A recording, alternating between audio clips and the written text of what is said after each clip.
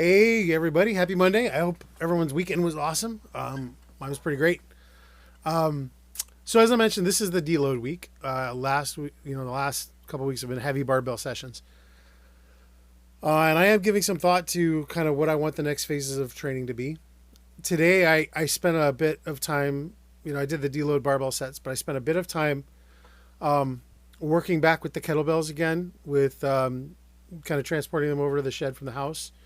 So there was the element of doing the carries of the kettlebells, or I did um, the I brought over the 30 pounders, the 55 pounders, the 72 pounders, and the 88 pounders. So then I did some practice work on the armor building complex from Dan John, and I I'm not quite at a point where I can do the what I would call the 40 kilogram or 88 pound kettlebell double kettlebell. I don't feel confident being able to do that safely yet, and I'm really again trying to be on the conservative side. The last thing I want to do is injure myself. So that balanced with I got jujitsu Wednesday, so I worked up. I did sets of the 32 kilogram, so 70 pounders. I did sets of that pretty handily. Those felt comfortable for the armor builder complex. And then what I did was I did a single set on each side, several of them, but I only filmed one of the um, 40 kilogram 88 pounder. And once I got confident with it, it felt pretty good. And what I did a single clean to the rack, and then press, and then a squat with it in the rack. Uh, Trying different variations on the balance. Sometimes the hand would go all the way out, sometimes it would stay in tight. But what I have found is that, and it's not a surprise, I am right side dominant, and it would be a good opportunity potentially, and I'm going to keep thinking about it, but it would be a good opportunity to be able to kind of spend some time switching the barbells into a maintenance mode, and then trying to work on some single side work as well as double kettlebell to bring them in balance. And then that way I can kind of work up to some single side heavy work with the 100 pounder, and then double work with the 40 kilogram 88 pounders. So I might make that my next kind of training program progression. And in some ways it's also easier to build in aerobic and cardio and conditioning work with the kettlebells than say the barbell. I mean, you can do it with the barbell, but particularly on the strength program, you're focusing on the lift sets, and if you add a bunch more volume, then it has more, I'll say, more repercussions than doing it with the kettlebell. And plus, with the kettlebell, you can train more lateral and other planes of movement more easily as well. So giving that some strong thought. I'm going to see how this week goes, and I'm going to kind of try a few different exercises I've been neglecting, and some of them we'll post here. The other thing I did was in the internal strength training side, there's work that you do with a heavy bag that is very much kind of like connect. It mimics when you don't have a person to train with, to connect and work, connecting your kind of ground gravity carrying with theirs, and then expressing danshin and using those things together in a way where you can kind of manipulate balance and optimize your strengths. It's hard to explain if you haven't felt it, if you don't practice it already. We're going to dig into it a bit more, depending on what kind of partner stuff I end up doing and who I start kind of training more broadly with in this stuff. But if you're really interested, you can go see some of the drills on YouTube. I've done seminars at Aikido Pittsburgh, as well as some of the stuff I did down in Maryland at Kogan, or what is now Kogan. So there's stuff online if you're curious about what some of those drills look like. But what I was happy about was having the heavy bag kind of as another means of getting feedback for training. And we'll talk through it when we show kind of the set, because I'm showing the most of that in this series. But connecting to it and expressing the solidity of the ground out the hands is one, letting your weight hang on the bag to kind of be sticky is another, and then moving from the middle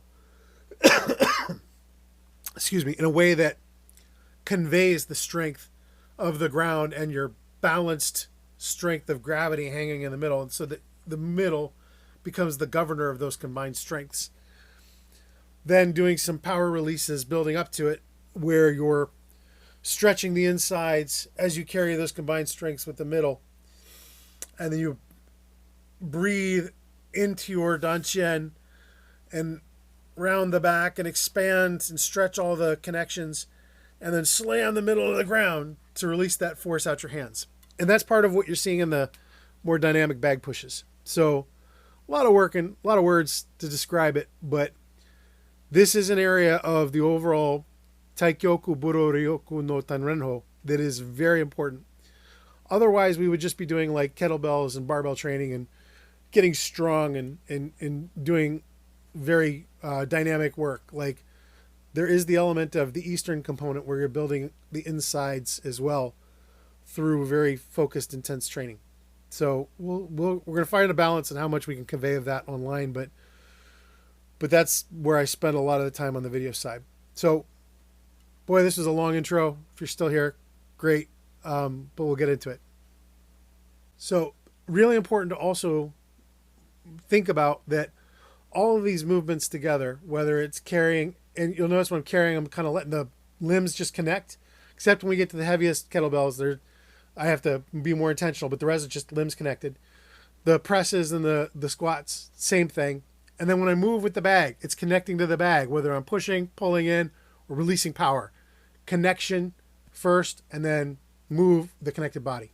So the weighted carries, this was a pragmatic purpose for a couple reasons. One, I wanted to kind of transport these to the shed and have these kettlebells available now when I'm doing work in the shed. So I started with a 30 pounder and then moved to the 55 pounder and then the 72 pounders. And what I want to kind of emphasize here, for the first three waves, I'm really just walking and letting the connections hang. For this last one, the 40 kilogram, 88 pounders, much more about having to stay connected and tight, which gets into, that's closer to how you lift heavier stuff like you see in the presses here. It's connected and tight, and you're still using the internal connections of the insides to move everything together, but you have to have a brace in order to move weight like this in a way that doesn't hurt yourself. When it's lighter, I can be a little more lax, but once it gets into the heavy part of your limits, that's when it's really important to make sure you have a braced core. And as we pivot from the barbell lifting, and these were the deload sets, so we're not going heavy, into the armor builders that Dan John's exercise that start with a 30 pounders here. It's a 2 swings, a press, and 3 squats. As you get into them, it's for the lighter weight, you can just stay connected and loose. Once you get into like what I would say probably above the 55 pounders, like even with these, I still felt like, weight's easy to manage and stay loose. But moving up to the next ones, getting into the 72 pounders or the 70, I don't remember exactly, but the 32 kilogram. These are much more important to stay focused because you'll hurt yourself if you're not braced appropriately. And bracing doesn't necessarily mean you're not using connected strength. You are. But even as you see here, as I get into leveraging the single side for the 40 kilogram, I am very conscious of where all my weight is distributed, where I'm carrying the load. And I'm going to be working up to a double swing of the 40s. But for now, feeling confident with the single. And you can see the right side is much more dominant, comfortable than the left side. I have to be even more conscious with the left side that I'm not overextending something poorly. So things to work on for the next series of strength building. Now moving into the connection drills with the heavy bag. I start with just, extending what you might think of extending your chi, but extending your connections of the insides, the bone muscle tissue, to the degree you've conditioned yourself to have them as a single unit. So essentially making contact with the bag, extending my insides so I'm carrying the weight of the ground, the power of the ground out, weight of my body, the power of the ground out my hands. And then in a way that I can move minimally from my feet, from my middle, so that I can move the bag around with minimal expression of the legs in the middle.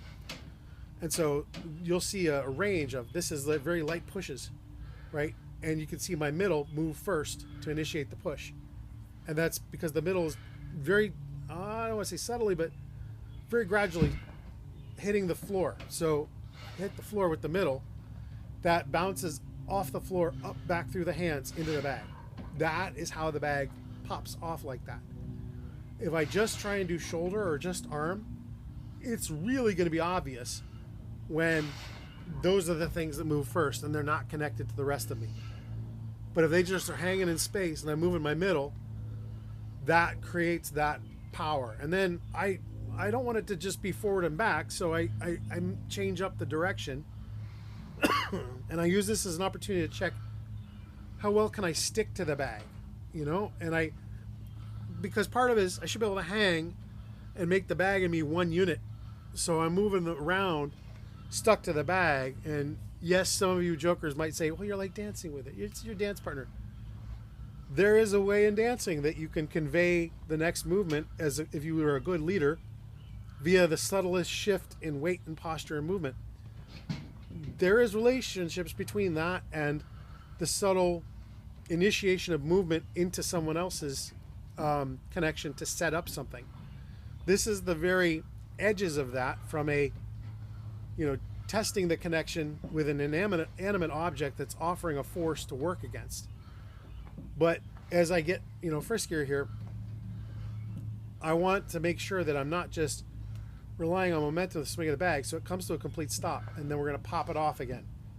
Middle moves first, and then it comes back up the legs. So middle hits the ground, comes back up the legs, and you're going to see this will get friskier and friskier.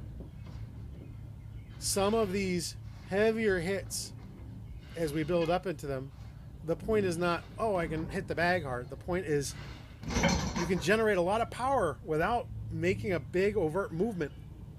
And when we get into, there we go. When we get into the concept of fajing, when you're initiating a lot of force out, and I was showing it last week, out the hands, out the elbow, out the hips, that's where that concept takes precedence. So that's it for today. Wednesday's jiu-jitsu. Friday's going to be more of this, but with deadlift deloads, and continuing to play at the edges to see, okay, what is the next wave of a program going to be? I'm going to be giving it some thought, and we'll probably have more to talk about then, as we think about, okay, what beyond just maximally raising the barbells else do we want to do in a way that we can train hard and recover and build more movement and more dynamic athleticism, strength and conditioning. So if you've got comments, feedback, drop them in the video chat or send them to me directly. I appreciate the engagement, and hopefully we'll keep connecting on this. Appreciate the encouragement I've been getting so far. So we're going to keep doing this for a bit. Check the Substack. I'll be having an article coming out soon as well. So for those that like more of the wordy on paper and maybe more thinking out loud philosophically, that's the place to go. All right. Take care, everyone.